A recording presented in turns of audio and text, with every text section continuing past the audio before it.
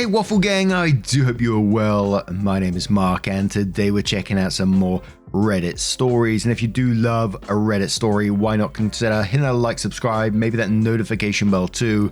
And let's crack on with today's first story, which comes from the Am I the Arsehole Here subreddit from, I'm going to pronounce this wrong, most likely, Sada Potential 6437. Apologies. And it's titled, Am I the Arsehole Here for wearing a white dress to a wedding after being specifically requested to by the bride? Oh my god. My head is such a jumble right now. Let's try to make sense of all of this. When I, 26 female, was 5, we moved, and our next door neighbours had a girl my age named Bella, 27 female. We immediately connected and grew up thick as thieves. Our families were also close. I moved a couple of hours away for college while Bella stayed home. She would come visit me frequently, stay with me, and we had great times. I met Barrett, 26 male now, in an econ class sophomore year and realised we had a lot of friends in common. He was smart and attractive guy, so we ended up hooking up a few times after study sessions. It was fun, but there wasn't really long-term chemistry, so we remained friends. We never even talked about dating. We weren't close after that, but we were on group text threads together and saw each other frequently at parties. I introduced Bella to Barrett at a party senior year, and it was love at first sight for her. She interrogated me about him, and I informed her of our history. She seemed pretty upset about the fact that we had hooked up, but I assured her there was absolutely nothing romantic there, and she had my blessing to pursue him. She did, and after a few months, they started officially dating. She was over the moon, and I was happy, she was happy. I graduated and accepted a job 6 hours away from home.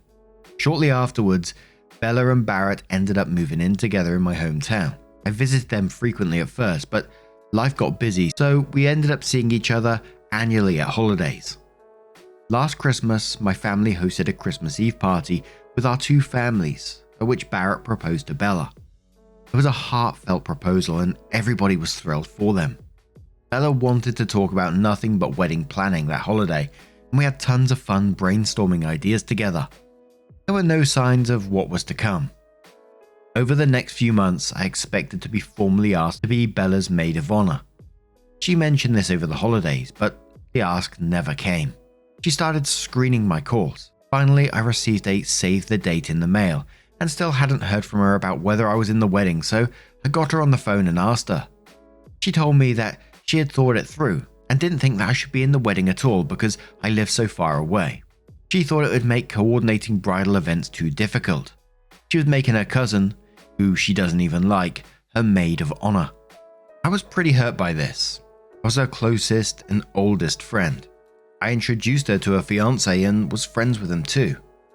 I told her that I could get the time off work, would buy plane tickets, whatever was required of me to participate. But I didn't think that I was going to be as challenging as she thought. She shrugged this off. Instead, she directed the conversation to whether I was going to be bringing someone to the wedding. I was a little confused by this question because I had just had a breakup and she knew all about what went down. I told her that since I wasn't seeing anybody currently, I'd probably be attending solo. She told me that she would keep my +1 open until the last possible minute and encouraged me to try and find a date so I wouldn't be lonely. I thought this was a nice gesture, but reassured her that with my family present and tons of mutual friends from college and our hometown, that I would be fine. The next few months passed without much incident. I didn't hear a ton from Bella. I probably could have reached out more, but I was still stinging a bit from not being asked to be in her wedding party. I also saw on social media that she had an engagement party that she had not told me about or invited me to. That I also heard, but I didn't say anything. I figured we were just growing apart. It happens. Then 6 weeks prior to the wedding, I got a call from Bella. She told me that one of her bridesmaids had dropped out and she was hoping that I could fill in. I wouldn't be going to any of the events as those were already booked, but I would be in the wedding party. I was thrilled and relieved and accepted immediately. She told me that she was doing a reverse color palette for the bridal party where all of the bridesmaids and groomsmen were wearing white, and she and the groom were wearing black. This didn't seem that strange. Bella has always liked to stand out and has unconventional taste. She apologized for the late notice and asked if I could find a white dress in time. I had a white slip dress already that would work and sent her a picture of it on the call to see if it would work. She verbally approved it and tagged it with a thumbs up on the next chain. This will be important later. The wedding was at noon, so we were supposed to meet to do hair and makeup at the venue at 8 AM. I left my parents' home early and arrived in sweats with my dress in a bag and greeted Bella and the other girls. We had fun drinking champagne and getting ready. About 2 hours prior to the ceremony, Bella told everyone to get our dresses on so we could do some pictures. I grabbed my bag and went into the bathroom to change and tweak my makeup. When I re-entered the room, every last bridesmaid was in a blue dress. I was the only one in white. My stomach dropped. My mind raced back to the conversation I had with Bella. She said white, right? I hadn't misheard. No, I was certain. She had called out the reverse color scheme. I'd googled it. No, this was a setup. Bella was in the middle of the room in a bathrobe with a resigned look on her face. She said to her cousin, "I told you she was going to do something like this." Her cousin approached me and asked what I was wearing. I mumbled that Bella had told me to wear white. Bella didn't even blink. She stared back and huffed out a laugh and said something about how of course I would have to make today all about me. The cousin started screaming at me, going off on me about how I was jealous, in love with Barrett, and how completely unhinged I was. Honestly, I froze in that moment. I was so spun around by how fast everything went from great to shit, I couldn't even find the words to defend myself. Eventually I stammered out that I had another dress at my parents' house and could go home and change.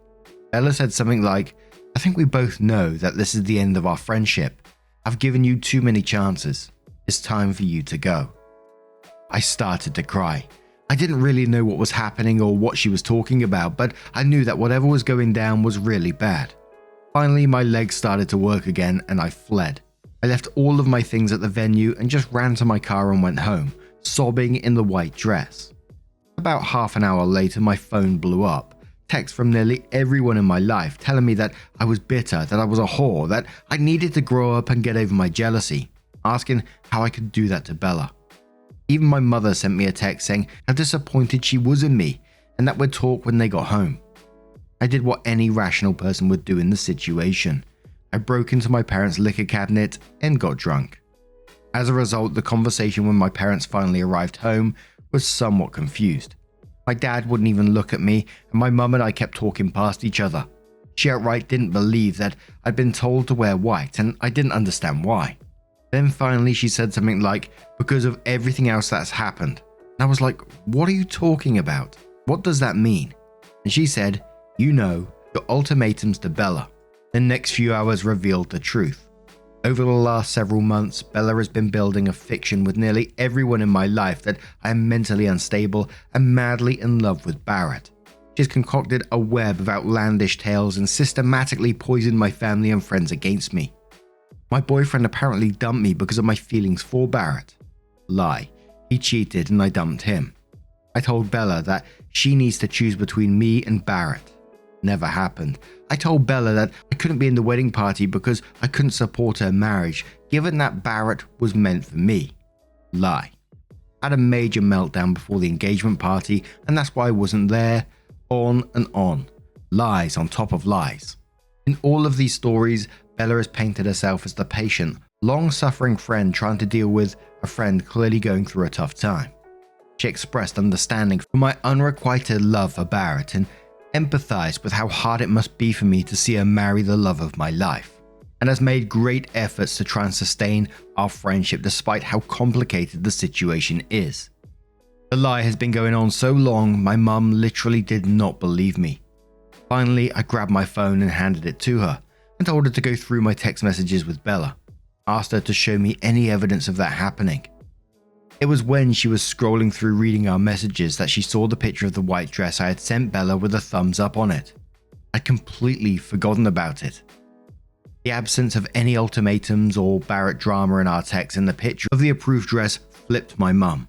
She finally believed me. She was horrified that she had bought into a false narrative. She called my dad into the room and explained what was what. My dad isn't the type of person you want to piss off. We had spent a significant amount of energy trying to calm him down, so we didn't walk next door and rip the house from the foundation. My mum still says that I'm a bit of an arsehole because I should never have assumed that I could wear white to someone's wedding.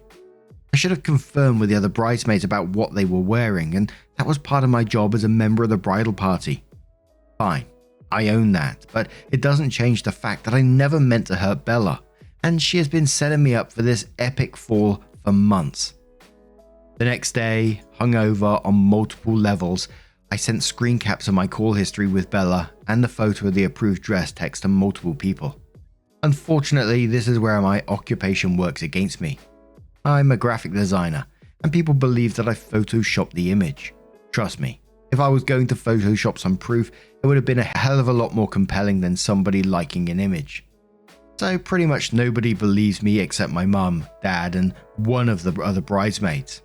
One of Bella's friends from college I don't know well. She was there during the dress incident, and she found me on social media and DM'd me. I could tell from the stunned look on my face that I was telling the truth. She said Bella had a pretty bad case of COVID at the beginning of the year, and ever since then had changed as a person, becoming cruel and self-absorbed. She said the wedding event had been horrific and Bella was a monster, and she was planning on going no contact now that it was done. So that's 3 people out of hundreds that don't think I'm an arsehole. Everyone else does. My reputation destroyed, my life in tatters, and I don't think I'm the arsehole. But I submit myself to Reddit's judgment. Now, as always, I think it's very, very easy for me to say my comments, especially when I'm coming into the story. I've seen the title. I already know something's going to go down. So it's already, the seed's already in my mind that there's going to be some drama here. But very early on in the story, I was getting vibes that, it's all going to go horribly wrong, especially when she was upset about Barrett being with you. You could see where the story was going to go. And then she starts talking to you about, bringing someone else with you to the wedding as a +1. I was already getting the vibes of insecurity from her being like, because you have got a history with this guy.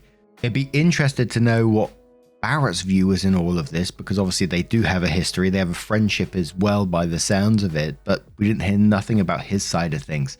He must know the situation by now. How does he feel about that?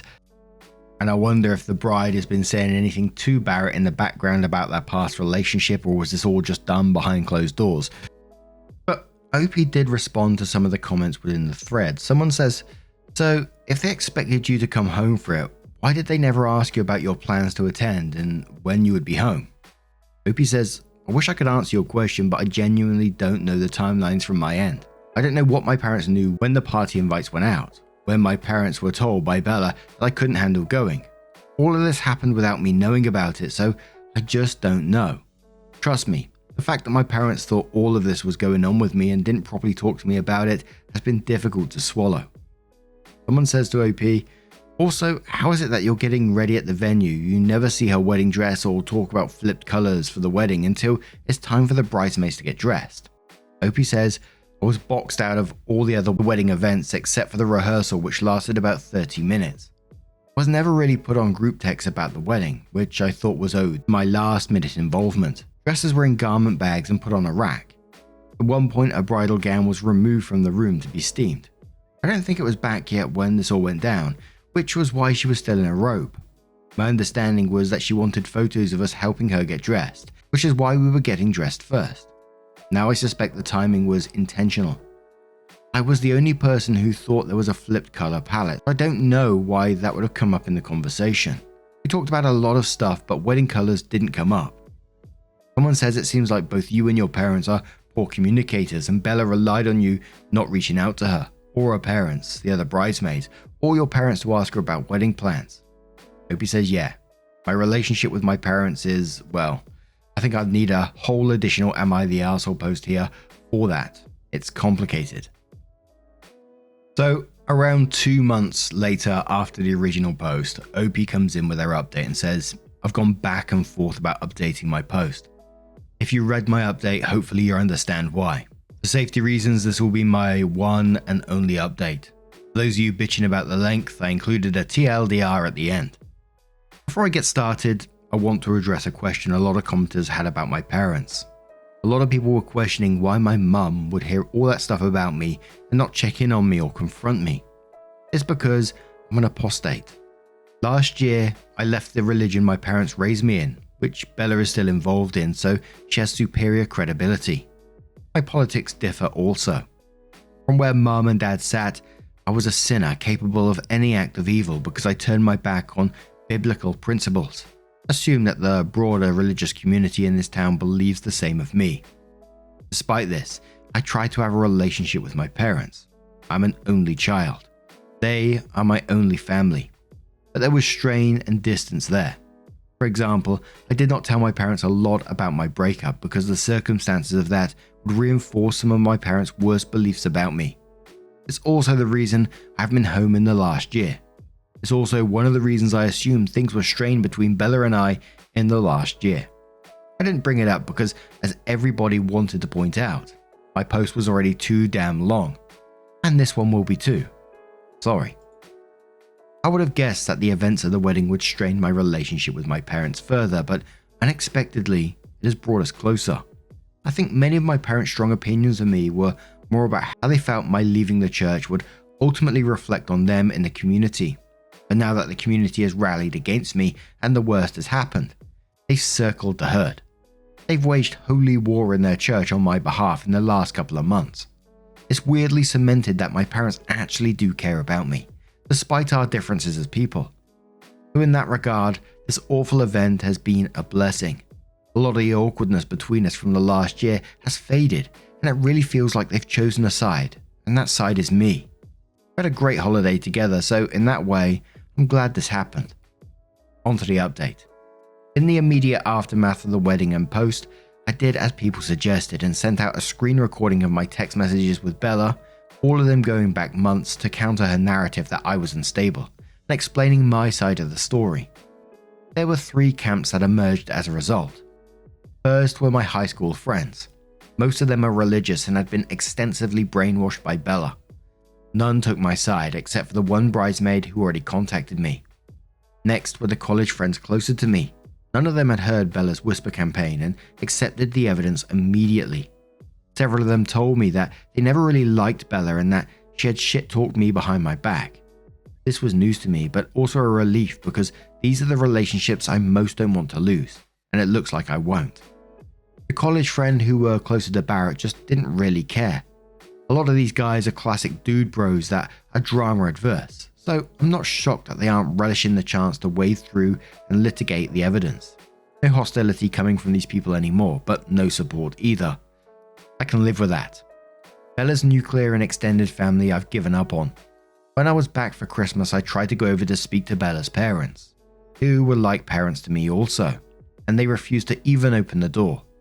I left a letter in their mailbox. It went unacknowledged. In general, things settled down into a new normal, and I just focused on my life and my work, trying to move forward. I went home for the holidays and just hung out with my parents. Life was okay.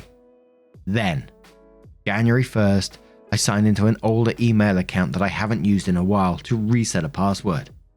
In the spirit of New Year digital housekeeping, I started going through old messages, intending to close this account for good, when I saw an email from my ex with the subject line, "I win."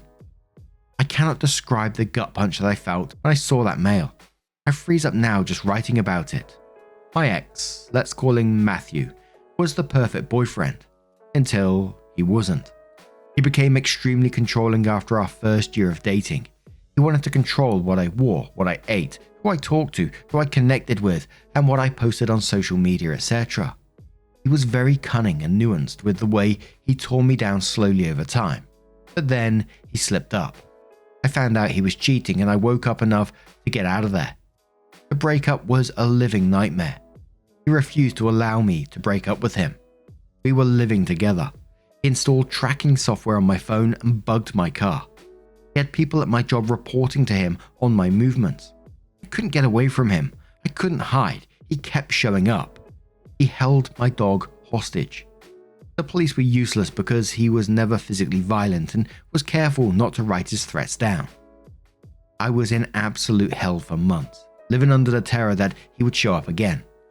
I changed my job, my number, my address, my email account, my social media profiles were private. This was the one place I forgot to block him. The "I win" email was sent the day after the wedding. He said that he had become close with Bella after we broke up. He called himself the architect of my demise. He said he had fed Bella's paranoia about me and Barrett, and that together they had planned my punishment. He said losing everyone important in my life was what I deserved, and then said we should get back together, unless I wanted more unfortunate things like this to keep happening. Yes, he's a delusional prick. It took me a while to collect myself and get my shit together after reading that. I fell apart for a few days. My mum helped pull me back together and now knows the details about what happened with Matthew. She connected me with a family friend, an attorney that is currently helping me file for a restraining order against Matthew. I tried during the stalking period but couldn't afford an attorney and was denied. I think with the email evidence and the attorney saying things the right way, it will be granted this time, but the hearing is not for a couple of weeks. It is on Zoom and Matthew will get a chance to be there. I'm terrified to see him, even just on screen. If you read this, Matthew, please realize I'm not so terrified that I won't tase the fuck out of you if you ever come near me again. Once I had dealt with my own safety, I had the realization that I was in possession of absolute proof that the wedding incident was a setup. I considered blasting it out everywhere, but I still have so much shame about being in an abusive relationship and cannot bring myself to do it. I just decided to forward it to Barrett with a small amount of explanation. Barrett did not respond to the email. I do not know what happened in Bella and Barrett's household after that, but what I do know is that 2 nights later, Bella drunk drove her car to my parents' house. While attempting to park in their driveway, she ran over their mailbox. When my parents answered the door, she started screaming about how I'm a home-wrecking slut. In her drunken ramblings, my parents were able to figure out that Barrett had left her. Her parents were called over from next door to collect their drunk daughter. My dad said they seemed extremely embarrassed. I know a lot of people here will probably be fist-pumping the air that Bella met with some karma. I'm not one of them. Matthew is a monster, and I know firsthand how charming and convincing he is. Bella, much like I did, fell for his act. Her happiness has been destroyed by Matthew too, and I have a really hard time blaming her now that I know that he was pulling the strings.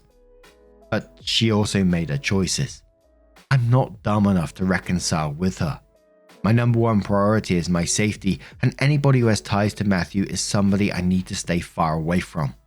Bella will have to find her own path back to good. There is a role that opened up in my team in another country. It's a manager position which would be a promotion for me, and my boss thinks I should apply. While it would be harder having even more distance from my folks, I think being in an entirely new country might help cultivate a feeling of safety for me. I'm not sure I can get in this city now. So that's what might be next for me. I don't really know how to end this properly. I'm just tired. Thanks for the support, Reddit. I probably won't sign into this account again. Holy moly on toast. And that was OP's last update, and it sounds like it might be their final update as well. Certainly keep an eye out for it, but now I'm going to turn this one to you guys. What do you guys make of this situation? What would you do if you was OP? It must be super tempting to send out that email to everyone, but what would you do? Let us know your thoughts down in the comments below. And just a huge thank you from the bottom of my heart for getting involved in today's stories, your love, your support, and especially your time. Thank you so much for being here. It's absolutely amazing. Thank you. And hopefully I'll see you in the next one. Take care and much love.